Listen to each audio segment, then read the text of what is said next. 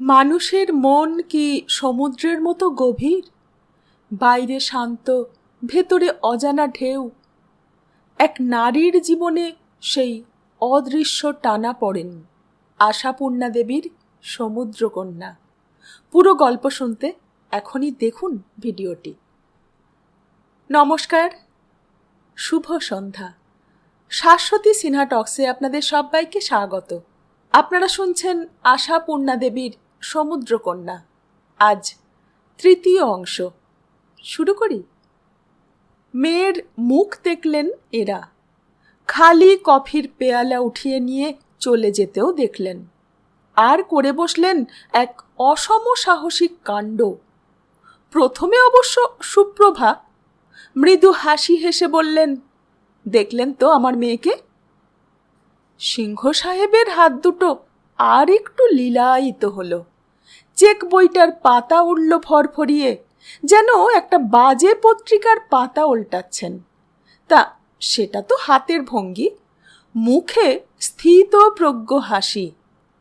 দেখেইছি তো আগে, তখন আর একটু ছোট আর রোগা ছিল, অর্থাৎ এখন আর একটু লোভনীয় হয়েছে। শরদিন্দু নড়ে চড়ে বসেন। সুপ্রভা কোন কথা বলতে চাইছেন? সিংহ সাহেব মৃদু হাসেন, যেটার অনেক অর্থ আবিষ্কার করা যায়, অথবা কোনো অর্থ আবিষ্কার না করলেও চলে। সুপ্রভা ঝোপের ঘাড়ে কোপ দেন, বলেছিলাম মেয়েকে। সিংহ সাহেব সুরেলা গলায় অলসভাবে বললেন, ও আচ্ছা। এর বেশি আর বলেন না। প্রশ্ন করাটা যে খেলোমি। তাছাড়া সুপ্রভার মুখ দেখেই বুঝে নিয়েছিলেন পরিস্থিতি অনুকূল। তবু ওই অলস আর কৌতূহল শূন্য ভাবটা ত্যাগ করেন না। অর্থাৎ, দাঁড়াও শুনি আগে ওই বলার ফলাফলটা কি, তারপরে ভাব প্রকাশ করব। শরদিন্দুর রক্তচাপ বৃদ্ধি হচ্ছে। কি বলতে চায় সুপ্রভা?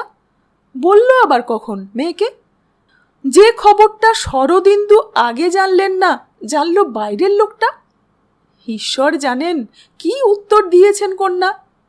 প্রতিকূল হলে কি সুপ্রভার মুখে অমন একটা হাসি হাসি ভাব দেখা যেত? সুপ্রভা সেই হাসির গলায় বলেন, ইচ্ছের কিছু অভাব দেখলাম না, আপনার মহানুভবতা দেখেই গলে গেছে একেবারে। বটে বটে, এইসব ভালো ভালো কথাগুলো বলে নিচ্ছে সুপ্রভা, অথচ শরদিন্দুর সঙ্গে পরামর্শ করেনি একবার। শরদিন্দুই কি তবে মুখ বুজে থাকবেন? কেন? সে কথা জানেন না শরদিন্দু? জানেন, সুপ্রভার চাইতে ভালোই জানেন, তাই তার কথার উপর থাবা বসান। গলে গেছে বললে কিছুই বলা হলো না স্যার, স্রেফ অভিভূত হয়ে বলল, টাকার জন্যে নয়, টাকা ওর আছে, এক কথায় 10-20 হাজার টাকা খরচ করাটা হয়তো ওর কাছে কিছু নয়। অভিভূত হচ্ছি ওর মনের জন্যে। মানুষের দুঃখ অসুবিধে বোঝবার ক্ষমতা যে মনের আছে, সে মনের সংস্পর্শে আসতে পাওয়াটাই পরম ভাগ্য। সিংহ সাহেবের মুখে একটা আলোর ডো খেলে যায়, তবে সুরবিচ্যুতি ঘটে না। তেমনি মসৃণ গলায় বলেন, আপনি একটু বেশি বলছেন শরদিন্দুবাবু। মানুষ মাত্রেই যা করে থাকে, তার বেশি কিছু করিনি আমি। করে ফেলো না বাবা, মনে মনে বলেন শরদিন্দু। আর কতক্ষণ ঝুলিয়ে রাখবি? বিয়ের দিন স্থির না করা পর্যন্ত চেক বইটা খুলবি না নাকি? তা সিংহ সাহেবই কি না ভাবছেন? ও তোমরা বুড়ো বুড়ি যাই বলো, মেয়েটাকে একবার নিজে যাচাই করে দেখতে চাই আমি। এদিকে তোমরা টাকাটি হাতালে, ওদিকে তোমাদের মেয়েটি হাওয়া হলো। আজকালকার দিনে এসব তো নতুন নয়। কত মেয়েই অমন মা বাপের মুখে চুনকালি লেপে হাওয়া হচ্ছে। হলে তখন তবে দেখে মনে হচ্ছে নম্র, শান্ত, সভ্য, শিষ্ট, কৃতজ্ঞতার ভারে নুয়ে থাকবে কিছুটা। এ ভারটা চাপানোর দরকার আছে, নচেত এতখানি বয়সের ভারের সঙ্গে ভারসাম্য রক্ষে হবে কি করে? সিংহ সাহেব এবার চেক বইয়ে কলম ঠেকান, আসতে বলেন, নামটা তাহলে কার দিচ্ছি? আপনারই তো? নাম চেকে? তাই তো, এ প্রশ্নটা যে আসতে পারে তা তো কই আগে মনে পড়েনি। ও কি চায়? সমান নামেই দেবার মতলব নাকি? অসহায়ভাবে সুপ্রভার মুখের দিকে তাকান শরদিন্দু, আর চিরদিনের মন্ত্রী সেখানে সহায়ের হাত বাড়িয়ে দেন। তা দেখুন, ওর নামেই বোধহয় দেওয়া ভালো, বাড়ি যখন ওরই নামে। অবশ্য দিলে আপনি সমান নামেও দিতে পারেন, তবে মেয়েটা যদি লজ্জা পায় তাই। কি আশ্চর্য, ওর কথা উঠছে কেন? সিংহ সাহেব চেকটা খসখস করে লিখে ফেলে নিজেকে সামলে নেন। আমি ভাবছিলাম বাড়ি হয়তো আপনার নামেই। না না, এ ওদের পৈতৃক বাড়ি, আমাদের আর কবে এমন অবস্থা হয়েছে। ড্যাশ টেনেই ছেড়ে দেন সুপ্রভা। ঘাম দিয়ে জ্বর ছাড়ল। চেকটা এগিয়ে দিচ্ছেন সিংহ সাহেব তার একদার অধস্তনের দিকে, বাঁ হাতের 2 আঙুলে, যেমন করে এগিয়ে দিতেন চিঠির ড্রাফট।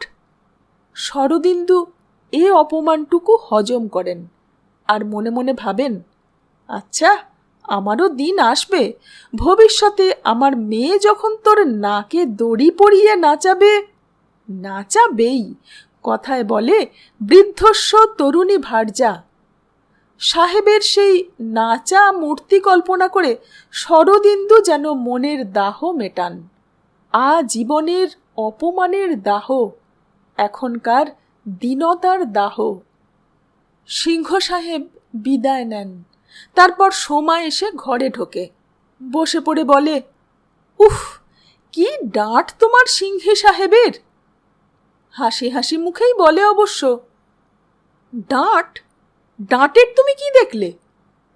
চোটে যেন ওঠেন শরদিন্দু।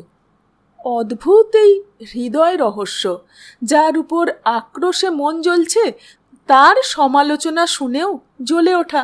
সোমা তবু হাসে, বাবার প্রেশার বেড়ে যাওয়ার ভয় ভুলে হাসে। হো, কি আর বুঝিয়ে বলা যায় বাবা, ডাঁট হচ্ছে অনুভবের জিনিস। যাক, দেখি চেকটা সত্যি না খেলাঘরের। সুপ্রভার হাতে ছিল, এগিয়ে দেন দুরু দুরু বুকে। এই হচ্ছে মোক্ষম সময়। 1 বস্তা টাকার প্রতিশ্রুতি হাতে নিয়ে বসে আছে, এই জব্দ করবার মুহূর্ত।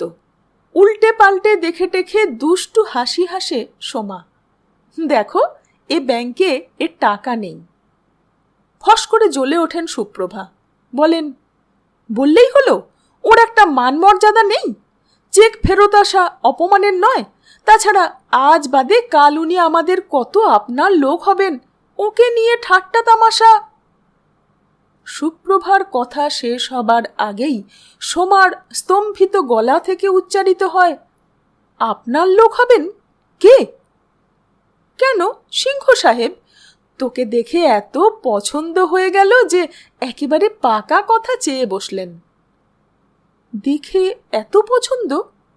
সোমা আরো অবাক হলো, তার বেশি তার বাবা। শরদিন্দু অবাক নেত্রে নিজের এই চিরদিনের ঘর গেরস্থ করা স্ত্রীটির দিকে তাকিয়ে দেখেন। উফ, কি বুদ্ধি, কি বুদ্ধি! এ যে উকিলের বাবা, কেমন কৌশলে আগের ইতিহাসটি ধামাচাপা দিয়ে দিল, যেন সবকিছুই এক মুহূর্তের ফসল। তার মানে টাকা দেওয়ার সঙ্গে এ ব্যাপারের কোনো সংস্রব থাকলো না। তার মানে এটাই রাষ্ট্র করা যাবে, টাকাটা দিতে এসে হঠাৎ ওকে দেখে পছন্দ হয়ে গিয়ে বুড়ো বয়সে মাথা ঘুরে গেছে বুড়োর। মন্দ কি, এমন ঘটনা ঘটে না তা নয়, কিন্তু সোমা তো কই রাগে ফেটে পড়ল না। সোমা তার মানে সামলেছে। সোমা বরং এখন সকৌতুকে বলে উঠল, তা ও ভদ্রলোক তো শুনেছি ব্যাচিলার, কাজেই ছেলের কথা ওঠে না। একটা অগা বগা ভাগ্নে আছে বুঝি? হঠাৎ শরদিন্দু ফেটে পড়েন। কেন, এত অচ্ছেদ্যা করে কথা কেন? উনি নিজে বিয়ে করতে পারেন না? নিজের জন্যই বলেছেন উনি। এই ঠিক, ঝড় তুলে ভয়ের পথটা এগিয়ে যাওয়া, সাবধানে ধীরে সুস্থে বলতে গেলে ছোট হয়ে পড়তে হতো মেয়ের কাছে। এ বরং মাথাটা উঁচু রইল মাথাটা উঁচু। সোমারও মুখ উঁচু করে বাপের দিকে নিষ্পলকে তাকিয়ে রইল কয়েক সেকেন্ড। তারপর বলল, নিজের জন্যেই বলেছেন? আর তোমরা বোধহয় সেই পাকা কথাটি দিয়েও দিয়েছ। এমন একখানা পাকা দলিল যখন হাতে পেয়ে গেলে। এ গলা কার? এ কি সোমার গলা? বাপ মার সঙ্গে কবে এ গলায় কথা বলেছে সোমা? বুদ্ধির দোষে যখন সর্বশান্ত হয়েছেন শরদিন্দু, যখন বাড়ি বন্ধক দিয়েছেন, যখন পথে বসবার নোটিশ এসেছে, সুপ্রভা অনেক গলায় আর অনেক ভাষায় ধিক্কার দিয়েছেন স্বামীকে, করেছেন অনেক কটুকাটব্য, অনেক লাঞ্ছনা। সোমা তো কোনোদিন তাতে যোগ দেয়নি। সোমা বরং তার মাকেই সামলেছে, আর বাবার জন্যে রেখেছে মমতাময় হৃদয়ের স্পর্শ। ছোট ছেলে বুদ্ধির দোষে আছাড় খেলে মা যেমন কোলে তুলে নেয়, যেন তেমনি তুলে নিয়েছে। কিন্তু আজ এ যেন আর এক মেয়ে। ঘৃণা, ধিক্কার, ক্ষোভ, গ্লানি, ব্যঙ্গ সব কিছুর সংমিশ্রণে গঠিত এই স্বর সোমার কণ্ঠে ছিল। শরদিন্দু এই স্বর আর ওই দৃষ্টির সামনে অবিচলিত থাকতে পারেন না। হঠাৎ হাউ হাউ করে কেঁদে উঠে বলেন, আমায় তোমরা জুতো মারো, আমায় তোমরা জুতো মারো, তবু এই টাকা আমায় নিতে হবে। স্ত্রী পুত্র নিয়ে রাস্তায় গিয়ে দাঁড়াতে পারবো না আমি। ব্লাড প্রেশারের রোগী মাথায় কিল মারতে থাকেন দুম দুম করে। সোমা আসতে বলে, বাবা থামো, শান্ত হও, প্রেশার বেড়ে যাবে। বৃষ্টি পড়ছিল রিমঝিম করে, তবু বিনা ছাতাতেই বেরিয়েছিল শঙ্খ। তাই অভ্যাস ওদের, ছাতা যে মাথা রক্ষক এটা মানতে রাজি নয় এ যুগের ছেলেরা। মাথার অপমান যেন ওতে।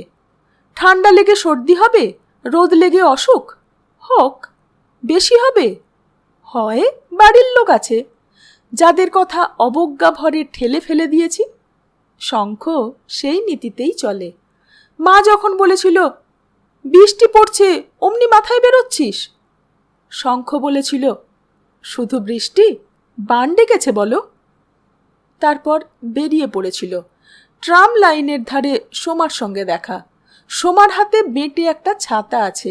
সোমাদের সেই সাবান কোম্পানির বদান্যতা এটি, মাথা বাঁচাতে ছাতা দেয়। বাবার ওষুধ আনতে বেরিয়েছিল সোমা, ওকে দেখে বলে উঠল, এই ছাতার নিচে চলে এসো। শঙ্খ পাশাপাশি পৌঁছে বলে, পাগল তো নই? কেন? সোমা তীক্ষ্ণ হয়, এতে পাগলের কি হলো? সবটাই হলো। আমি কত দিন তোমার ছাতার তলায় তলায় এসেছি। শঙ্খ হেসে ওঠে, ও তুমি তুমি তো আসবেই। তুমি আমার ছাতার তলায় আশ্রয় নেবে, এটাই যে বিধি, চিরকালই নিতে হবে। চিরকাল? হঠাৎ কেমন উচ্ছৃঙ্খলভাবে হেসে ওঠে সোমা। চিরকালের কথা বলতে পারো তুমি? আমার মাথার জন্যে ছাতার ব্যবস্থা তো হয়েই যাচ্ছে। শঙ্খ ভুরু কুঁচকে বলে, অর্থাৎ? অর্থাৎ তাহলে বিশদ করে বোঝাতে হয়। তা বোঝাও। বোঝালো সোমা, আস্তে নয়, দ্রুত, তবু বুঝতে আটকালো না। ওহ দাদন, বুঝে নিয়ে বলে উঠল শঙ্খ, তাই বলো। ঠোঁটটা বাঁকিয়ে ঘৃণার গলায় বলে শঙ্খ, পয়সাওয়ালা লোকেরা সুন্দরী মেয়েদের জন্যে এমন দাদন দিয়ে থাকে শুনেছি। অসভ্যতা করো না শঙ্খ। সোমা তীব্র ঝঙ্কার দেয়। তা বটে। শঙ্খ আরও ঠোঁট বাঁকায়। ওটা করবার একচেটে অধিকার শুধু বয়স্ক এবং পদস্থদের। আমায় অপমান করে যদি সুখ পাও তো করো, যত পারো করো, কিন্তু বাবার মানসিক অবস্থা আমি বুঝতে পারছি শঙ্খ। বাবা ওকে যে কি দারুণ ঘৃণা করেন। ঘৃণা করেন? ও মাই গড, তথাপি জামাই করতে অনিচ্ছা নেই। সোমা ম্লান হেসে বলে, তাহলেই বোঝো কি যন্ত্রণা পাচ্ছেন বাবা, কি নিরুপায় অবস্থা। আর তোমার মা? মা? সোমা শান্ত গলায় বলে, মার কথা তুলো না শঙ্খ। তুমি তো জানো মা চিরকালই জগতের সব কিছুই টাকা দিয়ে বিচার করে। হয়তো দাদা ওই আঘাতেই, কিন্তু সে কথা যাক। তুমি বলো এরপর কি? কি আবার? শঙ্খ বলে, সেই ধনী বৃদ্ধটির গলায় মালা দিয়ে একটি ধনবতী মহিলা হয়ে বসোগে। থামো বলছি। থামবো কেন? বাহ, কত বড় বাড়ি, কত দামি গাড়ি, কত ব্যাংকে কত কত টাকা, আর বৃদ্ধের তরুণী ভার্যার কত আদর। একেই বলে লাখ। কোথায় একখানা সিমেন্ট ওঠা রান্নাঘরে বসে পুঁই চচ্চড়ি রেঁধে মরতে হতো, সাবান কেচে আর বাটনা বেটে হাত খইত, সে জায়গায় ভেলভেটের চটি পরে ভারী কার্পেটে পা ফেলে হাঁটা আর সোনালি পেয়ালায়। শঙ্খ, তুমি থামবে? সোমা হতাশ বিরক্ত গলায় বলে, অসহ্য লাগছে তোমার এই ন্যাকামি। তবু থামে না শঙ্খ, বলে, কি আশ্চর্য, ন্যাকামি কি? আমি তো এখনই ভাবছি তোমায় ধরাধরি করে তোমার প্রতিষ্ঠাপন্ন স্বামীর কাছ থেকে একটা মোটা মাইনের চাকরির সুযোগ বাগিয়ে নেব। সোমা কঠিন হয়। সোমা বলে, শঙ্খ, তুমি বাবার কাছে যাও। যাও বলছি, বলো গে, এ হতে পারে না। আমি আমি বলবো মানে? শঙ্খ যেন সোমাকে কেটে কেটে নুন দেয়। আমি কে? আমায় যদি তোমার বাবা বলে বসেন, তা তুমি শঙ্খবাবু ওই 10,000 দিয়ে দাও আমায়, তারপর সিংহ সাহেবকে দিচ্ছি বিদায় করে, তখন? তখন হঠাৎ যেন ক্ষেপে ওঠে সোমা। আনবে তাই জোগাড় করে? পুরুষ মানুষ, পারো না এটুকু? এটুকু? হা হা করে হাসতে শুরু করে শঙ্খ। অনেকক্ষণ ধরে হাসে, যেন একটা যন্ত্রের শব্দের মতো লাগে হাসিটা। তবে আমি কি করব বলো? শঙ্খ এবার সিরিয়াস হয়।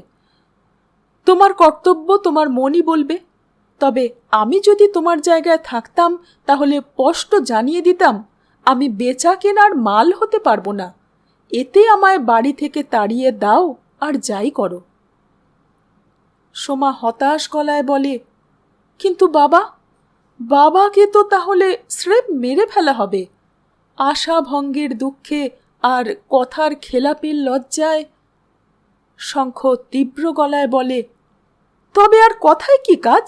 বাবাকে বাঁচাও গে। দধিচির মতো, কর্ণের মতো, রাজা শিবির মতো আত্মোৎসর্গের মহিমায় ভাস্বর হয়ে থাকো। সোমাও ক্রমশ হিংস্র হয়। ক্রুদ্ধ গলায় বলে, বেশ, তোমার বাড়িটা বাঁধা দিয়েই তবে আমাদের বাঁধা বাড়ি ছাড়ানোর টাকা জোগাড় করো। শঙ্খ আকাশ থেকে পড়ে। আমার বাড়ি বাঁধা দিয়ে? সোমা হিংস্র গলায় বলে, কেন নয়? আমাকে নিলেমে তোলার বদলে পারো না এটুকু? কিসের তবে তোমার ভালোবাসা, কিসের বড়াই? এবার শঙ্খর মুখটা আস্তে আস্তে শান্ত আর বিষণ্ণ হয়ে আসে। সেই ব্যঙ্গ বিদ্রুপের রেখাগুলো মিলিয়ে যায়। বিষণ্ণ গলাতেই বলে, বড়াই কিছুরই নেই সোমা। গরিবের ভালোবাসার দাম রাস্তার একটা ঢিলের বেশি নয়। নিরুপায়ের সম্বল ব্যঙ্গ, সেটাই করে মনের জ্বালা মেটাচ্ছি। তুমি কি মনে করো ও কথা ভাবিনি আমি? অনেক আগেই ভেবেছি। যখনই ভেবেছি তোমার বাবার সংসার ঠেলবার জন্যে চাকরি ছাড়বার উপায় নেই, তোমার উপায় নেই নিজের জীবনে প্রতিষ্ঠিত হবার, তখনই মনে হয়েছে দূর ছাই, আমাদের বাড়িটাই বিক্রয় করে, বরং ওতেই ভাড়াটে হয়ে থাকবে। টাকাটা তোমার বদলে তোমার বাবাকে। তার মানে সেই কেনা বেচা? সোমা তীক্ষ্ণ হয়। তাই বা করলে কই? শুধু ভাবলেই হবে? শঙ্খ মলিন হয়। সে ক্ষমতাই বা কই? বাড়ি তো আমার একার নয়। বিধবা মা, নাবালক ভাই, তাদের সই স্বাক্ষর চাই, এবং নিশ্চয়ই তারা দেবে না সেটা। তা নিশ্চয় দেবে না, সোমা বলে। আমি আত্মহত্যা করলে যদি সমস্যার সমাধান হতো তাই করতাম, কিন্তু তাতে তো সংসারটাকে বাঁচানো যাচ্ছে না। শঙ্খ মনে মনে বলে, আত্মহত্যার পথেই পা বাড়িয়েছ তুমি। বেশ বুঝতে পারছি মন তুমি স্থির করে ফেলেছ। মুখে বলে, থাক, ওই সাধু সংকল্পটি আর কাজে পরিণত করে কাজ নেই। তবে আমার মতে তোমার উচিত ওই বুড়োর সঙ্গে দেখা করে যাচ্ছে তাই করা। যাচ্ছে তাই? সোমা বিস্ময়ের চোখে তাকায়। শঙ্খ বলে, না তো কি, বাবার অসাক্ষাতে গিয়ে বলবে, শয়তান বুড়ো, তুমি একটা অসহায় লোকের অভাব আর দুর্বলতার সুযোগ নিয়ে একটা যুবতী মেয়ের জীবন ধ্বংস করতে চাও? লজ্জা করছে না তোমার? টাকা আছে, যাও না সেই টাকার জোরে প্রবৃত্তির আগুন নিবৃত্তি করতে। শহরে অভাব নেই কোনো কিছুরই, বিদুষী পাবে, সুন্দরী পাবে, শুধু আমায় রেহাই দাও। আমি কথা দিচ্ছি, আস্তে আস্তে এই টাকাটা শোধ করে দেব তোমায়। রিমঝিমে বৃষ্টি, তবু হাঁটতে হাঁটতে ভিজে যাচ্ছিল ওরা, কিন্তু সেদিকে খেয়ালই ছিল না ওদের। ছোট্ট ছাতাটা দুজনের কারোরই উপকারে লাগছিল না, শুধু মাঝামাঝি থেকে অসুবিধে বাড়াচ্ছিল। সোমা যেন এতক্ষণে অবহিত হলো ওর বাম বাহুমূলটা ভিজে যাচ্ছে। হাতটায় একটা ঝাঁকুনি দিয়ে জল ঝেড়ে ফেলবার চেষ্টা করে সোমা। তীব্র গলায় বলে, ভুলবই কথা, ভরসাটা কি? শোধ করে দেব। তোমার দাদাকে কড়া করে চিঠি লেখো, আর আমিও। দাদাকে? সোমা হাসে। দাদাকে কি এমনিই ছেড়ে দেওয়া হয়েছে তোমার ধারণা? ওসব ঢের হয়ে গেছে, আর তুমিই বা কোথা থেকে পাবে শঙ্খ? তোমার অবস্থায় কি জানি না আমি? নরম হয়ে আসে, ছলছলে হয়ে আসে। দুজনে দুজনের হাতটা মুঠোয় নেয়, মৃদু চাপ দেয়। সেই স্পর্শের মধ্যে যেন একটা নিরুপায় অসহায়তা শুধু সান্ত্বনার আশ্রয় খোঁজে। আশ্চর্য, এত লোকের এত টাকা, পৃথিবীতে কত টাকা, অথচ সামান্য কিছু টাকার জন্যে দুটো মানুষ তাদের আজীবনের স্বপ্ন হারাচ্ছে জীবন, সুখ, আনন্দ। আর একটা অসহায় মানুষ হারাচ্ছে সভ্যতা, ভব্যতা, পাপ, পুণ্য, ধর্ম, সত্য, চক্ষুলজ্জা, কর্তব্য। আর একটা দাম্ভিক শয়তান সেই টাকা কটা দিয়ে কিনছে ওই সমস্তগুলো। এখনই নাইবা বাড়ি ফিরলে? শঙ্খ বলে। সোমা হাতের জিনিসটা দেখায়, বাবার ওষুধ। একটু দেরিতে আর ক্ষতি কি? শঙ্খ ওর সেই ধরা হাতটায় একটু চাপ দেয়। চলো না, দীপালিতে গিয়ে একটু বসি। দীপালি রেস্তোরাঁ ওদের অনেক দিনের লুকিয়ে পালিয়ে আসার একটা আশ্রয়, মোড়ের কাছেই। সোমা ইতস্তত করে, বলে, মা যদি বলেন এত দেরি কিসের? বলবে ভিজে যাচ্ছিলাম, তাই একটা জায়গায় দাঁড়িয়েছিলাম। সোমা একটু হাসে, বলে, সত্যি কথাটা বলা যাবে না? বলতে পারলে আমার আপত্তি নেই, তোমারই তো কোনো কালে সাহস হয় না। ঠিক আছে, চলো একটু বসা যাক। গিয়ে ওঠে। দীপালির খিদমতগার ছোকরা ওদের দেখে একটু হাসে, যে হাসিতে বেশ একটু ব্যঞ্জনা ফুটে ওঠে। কি চাই? শুধু চা, 2 পেয়ালা, ভীষণ ভিজে গেছি। কিছুক্ষণ চুপচাপ বসে থাকে দুজনে চায়ের পেয়ালা নামিয়ে রেখে। তারপর সোমা বলে, যা হোক একটা কিছু করতেই হবে। লোকটার বিবেকের কাছে আবেদন জানিয়ে দেখব, তবে এত ডাঁট লোকটার ভারী খারাপ লাগে। ডাঁট হবে না? শঙ্খ আর একবার ঝাঁঝিয়ে ওঠে। এরাই তো বিধাতার সুয়ো ছেলে, ভাগ্যদেবীর বরপুত্তুর। উফ, কি অবিচার! তারপর সোমা চলে যায় নিজের বাড়িতে। শঙ্খ বেরিয়ে পড়ে যত্রতত্র। আর একটা চিরকালের সভ্য ভদ্রবাড়ির ছেলে, যার শিরায় শিরায় মধ্যবিত্তের ঠান্ডা রক্ত ছাড়া কোনো দিকে কোনো মিশেল পর্যন্ত নেই, তার মনের মধ্যে একটা কুটিল অমানবিক বর্বর চিন্তা মাথা চাড়া দিতে থাকে। লোকটার একটা অ্যাক্সিডেন্ট হয় না?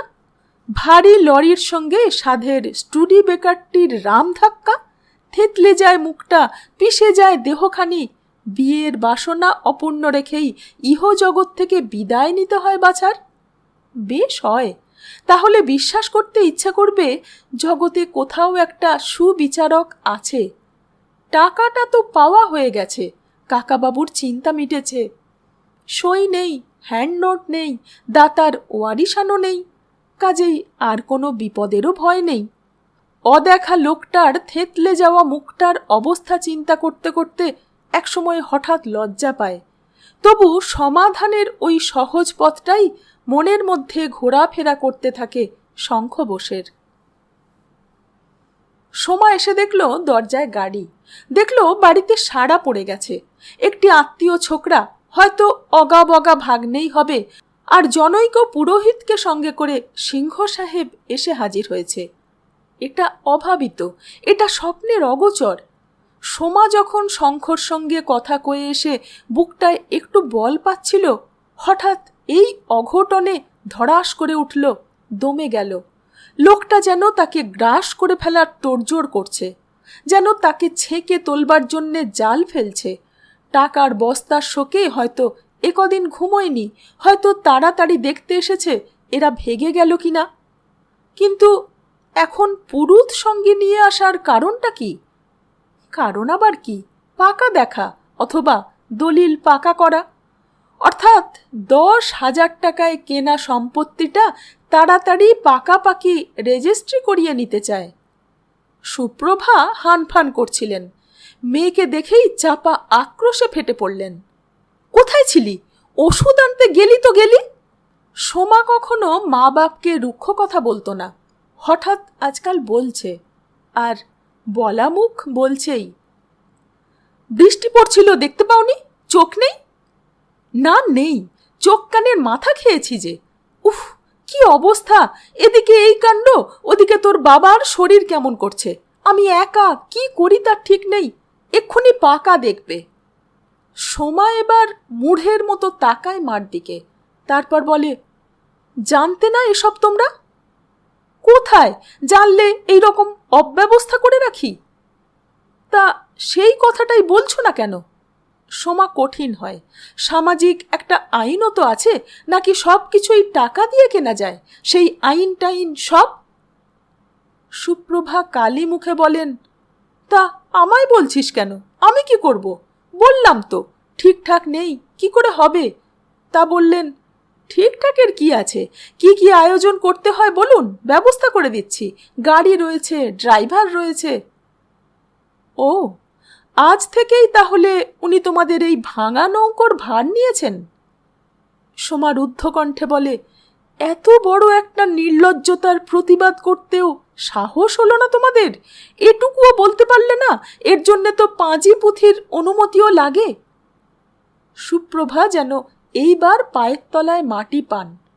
সেই জন্যেই তো ওর পুরুত নাকি পাঁজি দেখে বলেছেন আজ এই সময়টুকু ভালো আছে, তারপর 7-8 দিন আর দিন ভালো নেই। সোমা ছিটকে ওঠে, ওর পুরুত তো বলবেনই, ঘুষ খেয়ে এ কথাও বলতে পারেন আজ রাত্রে ছাড়া বছরের মধ্যে আর লগ্ন নেই। ঠিক আছে, আমিই যাচ্ছি, বলছি গিয়ে। সুপ্রভা মেয়ের এই মূর্তি দেখে শঙ্কিত হন। সুপ্রভা কাতর গলায় বলেন, বাড়িতে এসেছে অতিথি, তাছাড়া যতই হোক একটা মান্যগণ্য লোক, তুই তাকে অপমান করে তাড়িয়ে দিবি? তাড়িয়ে দেব? অপমান করে? সোমা ঘাটটা ফিরোয়। সোমার মসৃণ ঘাটটা ব্লাউজের উপর থেকে যেন একটা রহস্যের ইশারা দিয়ে যায়। সোমার এই সুছাদ গ্রীবায় একচিলতে সোনা নেই। নির্নিমেষ চোখে তাকিয়ে দেখেন সুপ্রভা, সিংহ সাহেব মস্ত একটা গহনার বাক্স হাতে করে এসেছেন। অত বড় যখন, হয়তো নেকলেস। গোটা কতক বছর আগে পৃথিবীতে এসে পড়ার অপরাধে এত আশা, এত আগ্রহ ব্যর্থ যাবে লোকটার? আর সোমাও এতখানি হারাবে? কিন্তু ওই মেয়েকে কে বোঝাবে? এতদিন জানা ছিল নরম, ঠান্ডা, স্নেহ মমতাময়ী মেয়ে, হঠাৎ তার মধ্যে থেকে আগুনের ফিনকি দেখা গেল যেন। তা সে আগুন মুহূর্তেই অন্তর্হিত হলো।